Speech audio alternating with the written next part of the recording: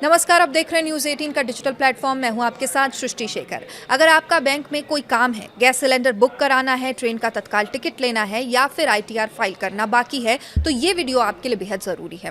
दरअसल 1 अगस्त 2026 से कई ऐसे बदलाव लागू हो रहे हैं जिसका सीधा असर आपकी जेब, बैंकिंग और रोज़मर्रा के कामों पर पड़ सकता है। और इस वीडियो में हम बात करेंगे इन्हीं बदलावों की आसान भाषा में बताएंगे कि कौन कौन से नियम बदल रहे हैं और किसका असर आप पर पड़ेगा, आपको क्या करना चाहिए, इसलिए वीडियो को आखिरी तक जरूर देखें।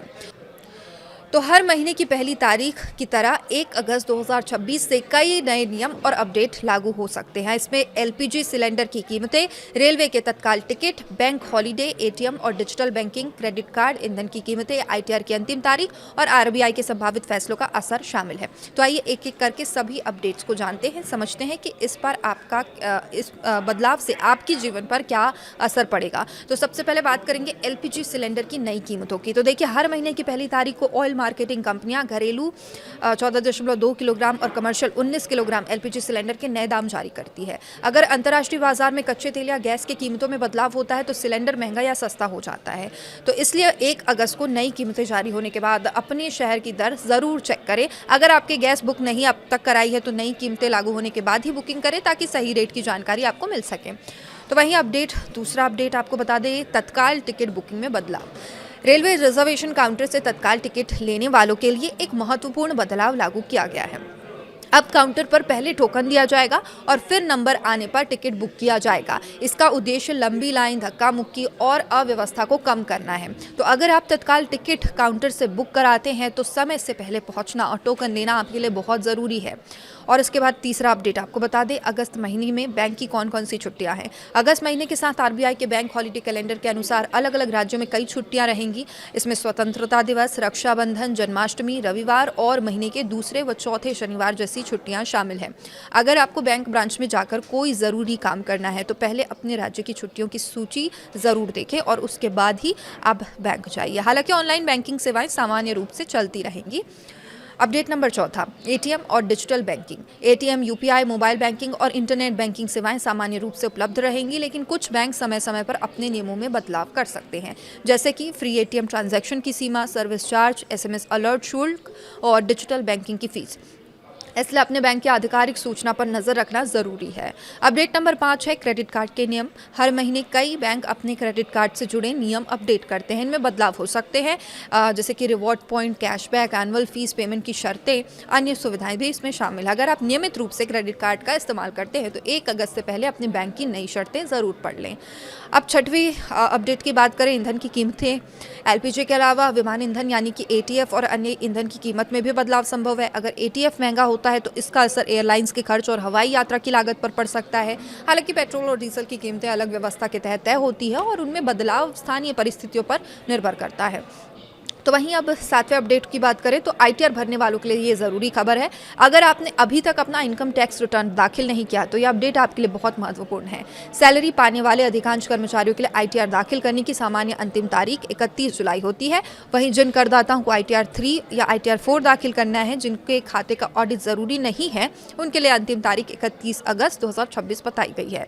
अगर निर्धारित समय तक रिटर्न दाखिल नहीं किया जाता तो आयकर अधिनियम की धारा 234F के तहत 5,000 तक की लेट फीस लग सकती है और ये प्रावधान आपके मामले पर लागू होता है। इसलिए अंतिम तारीख का इंतजार करने के बजाय समय रहते आईटीआर दाखिल करना बेहतर होगा। अपडेट नंबर 8 होम लोन और ईएमआई से जुड़ा है। 1 अगस्त के बाद आरबीआई की अगली मौद्रिक नीति बैठक होने पर रेपो रेट को लेकर फैसला लिया जा सकता है। अगर रेपो रेट में बदलाव होता है तो इसका असर home loan, car loan, EMI और फिक्स्ड डिपॉजिट यानी एफडी की ब्याज दरों पर पड़ सकता है। हालांकि ये फैसला आरबीआई की बैठक के बाद ही स्पष्ट होगा। इसलिए जिन लोगों का लोन चल रहा है या जो नया लोन लेने के लिए योजना बना रहे हैं, उन्हें आरबीआई के आधिकारिक फैसलों पर नजर रखनी चाहिए। तो देखिए, अगर निष्कर्ष की बात करें, 1 अगस्त 2026 लागू होने वाले या प्रभावी होने वाले ये प्रमुख अपडेट आपके लिए जानना जरूरी है। एलपीजी की नई कीमतें जारी हो सकती हैं, तत्काल टिकट काउंटर पर टोकन व्यवस्था लागू रहेंगी, बैंक छुट्टियों का नया कैलेंडर प्रभावी होगा, इसलिए इसे चेक करें। एटीएम और डिजिटल बैंकिंग के कुछ नियम बैंक बदल सकते हैं। क्रेडिट कार्ड की शर्तों में बदलाव होना संभव है। ईंधन की कीमतों में संशोधन हो सकता है। हालांकि एयरलाइंस पर इसका इफेक्ट रहेगा, ज्यादातर पेट्रोल और डीजल में इसका इफेक्ट देखने को नहीं मिलेगा। कुछ करदाताओं यानी टैक्स पेयर्स के लिए आईटीआर दाखिल करने की अंतिम तारीख 31 अगस्त अगस्त है। आरबीआई के आगामी फैसलों का असर ईएमआई और ब्याज दरों पर पड़ सकता है। तो अगर आपका अगस्त महीने में बैंक, गैस, टिकट, टैक्स या लोन से जुड़ा कोई काम है तो पहले संबंधित विभाग या अपनी बैंक की आधिकारिक जानकारी ज़रूर जांच लें। और अगर आपको ये जानकारी उपयोगी लगी हो तो वीडियो को लाइक शेयर ज़रूर करिएगा। नमस्कार। तो हर महीने की पहली तारीख की तरह 1 अगस्त 2026 से कई नए नियम और अपडेट लागू हो सकते हैं। इसमें एलपीजी सिलेंडर की कीमतें, रेलवे के तत्काल टिकट, बैंक हॉलीडे, एटीएम और डिजिटल बैंकिंग, क्रेडिट कार्ड, ईंधन की कीमतें, आईटीआर की अंतिम तारीख और आरबीआई के संभावित फैसलों का असर शामिल है। तो आइए एक एक करके सभी अपडेट्स को जानते हैं, समझते हैं कि इस पर आपका इस बदलाव से आपके जीवन पर क्या असर पड़ेगा। तो सबसे पहले बात करेंगे एलपीजी सिलेंडर की नई कीमतों की। तो देखिए, हर महीने की पहली तारीख को ऑयल मार्केटिंग कंपनियां घरेलू 14.2 किलोग्राम और कमर्शियल 19 किलोग्राम एलपीजी सिलेंडर के नए दाम जारी करती है। अगर अंतर्राष्ट्रीय बाजार में कच्चे तेल या गैस की कीमतों में बदलाव होता है तो सिलेंडर महंगा या सस्ता हो जाता है। तो इसलिए 1 अगस्त को नई कीमतें जारी होने के बाद अपने शहर की दर ज़रूर चेक करें। अगर आपके गैस बुक नहीं अब तक कराई है तो नई कीमतें लागू होने के बाद ही बुकिंग करें ताकि सही रेट की जानकारी आपको मिल सके। तो वहीं दूसरा अपडेट आपको बता दें, तत्काल टिकट बुकिंग में बदलाव। रेलवे रिजर्वेशन काउंटर से तत्काल टिकट लेने वालों के लिए एक महत्वपूर्ण बदलाव लागू किया गया है।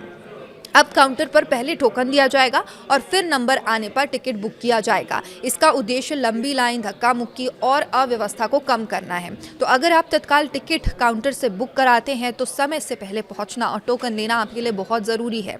और इसके बाद तीसरा अपडेट आपको बता दें, अगस्त महीने में बैंक की कौन कौन सी छुट्टियां हैं। अगस्त महीने के साथ आरबीआई के बैंक हॉलीडे कैलेंडर के अनुसार अलग अलग राज्यों में कई छुट्टियां रहेंगी। इसमें स्वतंत्रता दिवस, रक्षाबंधन, जन्माष्टमी, रविवार और महीने के दूसरे व चौथे शनिवार जैसी छुट्टियां शामिल हैं। अगर आपको बैंक ब्रांच में जाकर कोई ज़रूरी काम करना है तो पहले अपने राज्य की छुट्टियों की सूची ज़रूर देखें और उसके बाद ही आप बैंक जाइए। हालांकि ऑनलाइन बैंकिंग सेवाएं सामान्य रूप से चलती रहेंगी।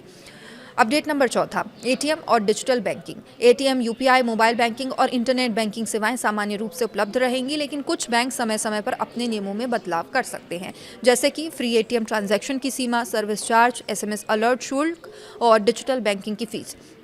इसलिए अपने बैंक की आधिकारिक सूचना पर नज़र रखना ज़रूरी है। अपडेट नंबर 5 है क्रेडिट कार्ड के नियम। हर महीने कई बैंक अपने क्रेडिट कार्ड से जुड़े नियम अपडेट करते हैं। इनमें बदलाव हो सकते हैं, जैसे कि reward point, cashback, annual fees payment की शर्तें, अन्य सुविधाएं भी इसमें शामिल है। अगर आप नियमित रूप से क्रेडिट कार्ड का इस्तेमाल करते हैं तो 1 अगस्त से पहले अपने बैंक की नई शर्तें ज़रूर पढ़ लें। अब छठवीं अपडेट की बात करें, ईंधन की कीमतें। एलपीजी के अलावा विमान ईंधन यानी कि एटीएफ और अन्य ईंधन की कीमत में भी बदलाव संभव है। अगर एटीएफ महंगा होता है तो इसका असर एयरलाइंस के खर्च और हवाई यात्रा की लागत पर पड़ सकता है। हालांकि पेट्रोल और डीजल की कीमतें अलग व्यवस्था के तहत तय होती है और उनमें बदलाव स्थानीय परिस्थितियों पर निर्भर करता है।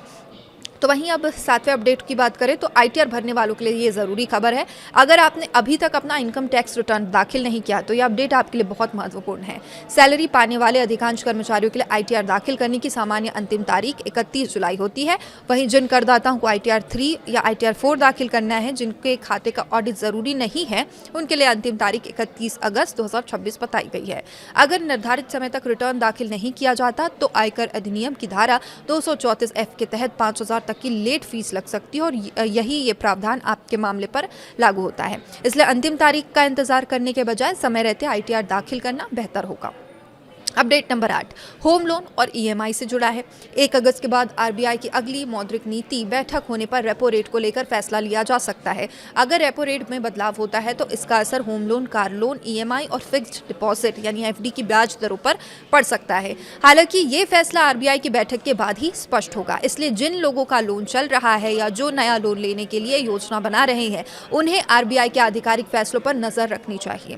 तो देखिए, अगर निष्कर्ष की बात करें, 1 अगस्त 2026 से लागू होने वाले या प्रभावी होने वाले ये प्रमुख अपडेट आपके लिए जानना जरूरी है। एलपीजी की नई कीमतें जारी हो सकती हैं। तत्काल टिकट काउंटर पर टोकन व्यवस्था लागू रहेंगी। बैंक छुट्टियों का नया कैलेंडर प्रभावी होगा, इसलिए इसे चेक करें। एटीएम और डिजिटल बैंकिंग के कुछ नियम बैंक बदल सकते हैं। क्रेडिट कार्ड की शर्तों में बदलाव होना संभव है। ईंधन की कीमतों में संशोधन हो सकता है। हालांकि एयरलाइंस पर इसका इफेक्ट रहेगा। ज्यादातर पेट्रोल और डीजल में इसका इफेक्ट देखने को नहीं मिलेगा। कुछ करदाताओं यानी टैक्स पेयर्स के लिए आईटीआर दाखिल करने की अंतिम तारीख 31 अगस्त है। आरबीआई के आगामी फैसलों का असर ईएमआई और ब्याज दरों पर पड़ सकता है।